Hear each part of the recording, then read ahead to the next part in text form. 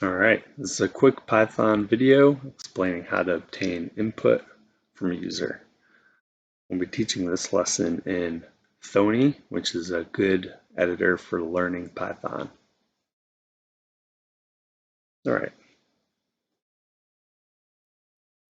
so we have previously learned that in Python we have variables, and those variables are specific data types. For example, age equals 5, name equals Mark, right? Now, we set our variable age equal to an integer value of 5 and our variable name to a string value of Mark. If we were to run this program, you see nothing happens, right? It just, in memory, we have two variables that get created, age with a value of 5, name with a value of Mark, and our output, we didn't output anything, right? So, in the last lesson, we learned how to use print, and we can print name and age. And now if we run our program, we see that Mark and 5 are output. But, it's no fun to make a program that does the same thing every time. So in most of your programs, you'll want to capture input from your users. And to do that, you're going to use the input function. And we'll say name equals input, enter your name. So enter your name we might call a prompt, right? So it's a string that we're going to display to prompt the user to enter some type of value. When we run our program, you see down in our shell that it's displaying the prompt, enter your name. Then we can enter Peter. And now it prints Peter 5 because whatever we type in here is assigned to name, right? So the variable name equals the result of receiving input from the user. And same thing applies to age. Age input, enter your age. All right. Now look at our variables in memory here. Notice the string has quotes and the integer does not. Let's run this again. And we're going to enter our name. This time we're going to be Tim, and our age will be 20. And we see that Tim and 20 were output. But we do notice that 20 now has quotes around it over here, right? Meaning 20 is now a string. So that means we can't really do math on it if it's a string, right?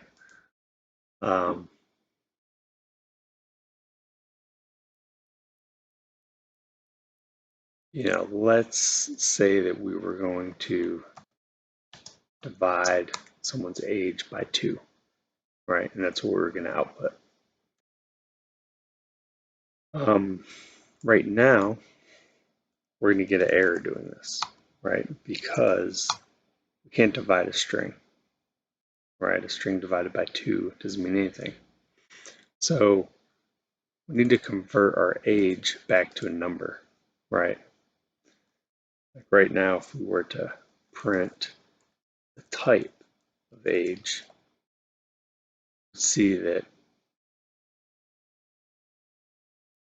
age is not a number, it's a string. Right, so we're going to type of age using our print function and run this. And Tina is 12. And we see here it prints out type of age class string. Okay, so how do we get age back to an integer? Here we're going to leave this here and we're going to assign age the integer conversion of the current value that's in age. So right now we have a string of 12 stored in the variable age. When we pass it into our integer function, it's going to convert it back to an integer data type. So an integer value of 12 as opposed to a value of the characters that represent 12, character 1 and character 2. Right, so Tom 7. All right, this time it worked, right? 7 divided by 2 is 3.5. We see the type of age comes back as an int. And let's debug through this together real quick. So if we use the debugger, it's going to stop here. Notice our variables over here, right? We don't have any variables yet. We're on line 1. We're going to step over line 1. Well, actually, we'll dig into line 1. So when line 1 executes, the Python interpreter looks at the right side of the equals and it says, oh, what's the value over here? It's a literal 5. Okay, let's take the literal 5. Let's assign it to age. And now in memory, we have the name or the variable age, which in some sense kind of holds the value 5. It's kind of like a little bucket or a little compartment. We're going to store this value 5. Same thing happens here. Let's evaluate the right side of the equals. It's just the string mark. It's assigned to name.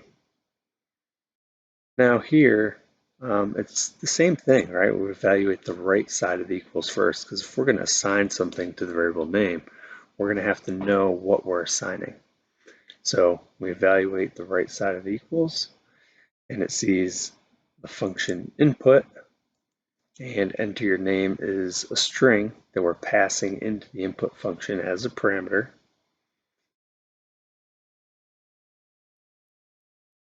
Input runs. Now the program is sort of frozen. It's waiting for the user to type something down here. So we'll type Harry, hit enter.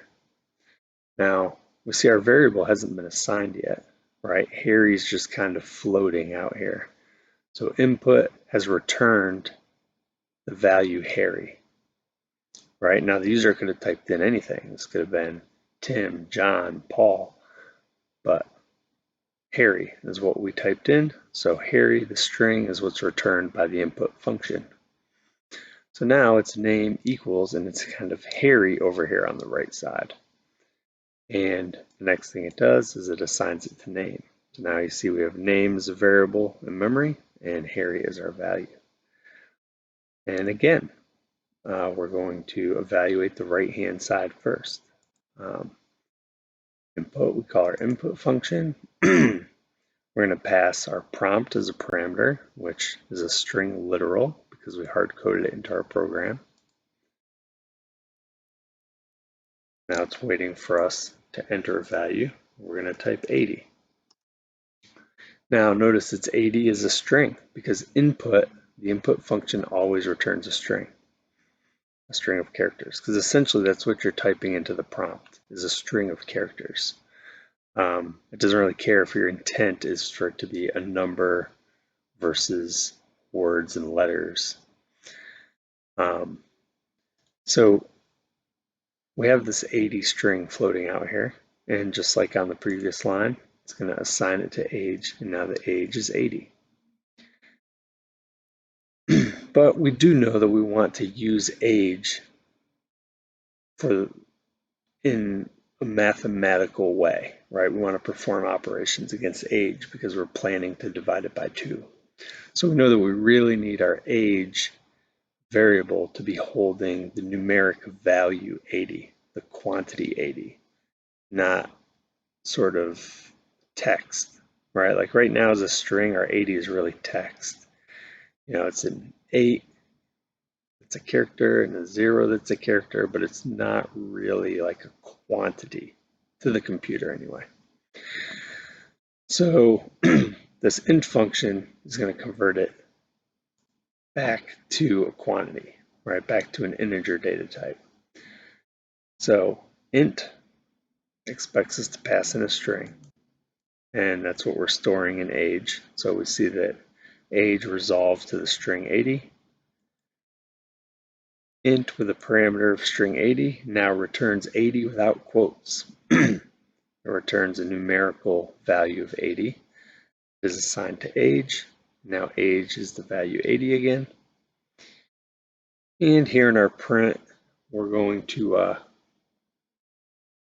debug through this. So just like in the arithmetic operators in algebra in our previous lessons, the innermost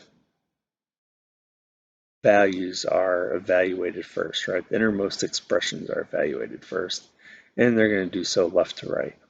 So we have our print function, we have parentheses, we have two parameters, right? Here's one parameter, type of age is a string we're passing into print, and a second parameter, which is the result of executing the type function with the age parameter. So if we step into this, we'll see the Python interpreter sees our statement, and it goes to the first parameter of our print function and says, what are we passing in as our first parameter? It is the type of age as a string literal. We're passing a string in with the value type of age. Then our second parameter is a function. So we're passing the result of a function call, right? We're calling the function type or invoking the function type. And to do that, we have to pass it a parameter. So it's going to evaluate age and determine that age is the numerical value 80. And it passes 80 in to the function type. Now we run type, we call the type function with the 80 parameter, and it returns to us class int, which now is our second input to our print function. So now the whole print function is highlighted. It'll run that whole print function, and we see in our output that type of age space class int was displayed. And the print function has no return value. So essentially it returns a special value called none. And Thonny's just showing us that value, but that value won't really show up anywhere. Same thing down here in our print again, right? Python interpreter sees the expression, the statement, then it's going to evaluate the arguments. So name evaluates to Harry, age evaluates to 80, 2 evaluates to 2, and then 80 divided by 2 evaluates to 40.0, and it prints out Harry 40.0 and it returns none, and our program is over. I hope that was helpful. Feel free to post any comments or questions.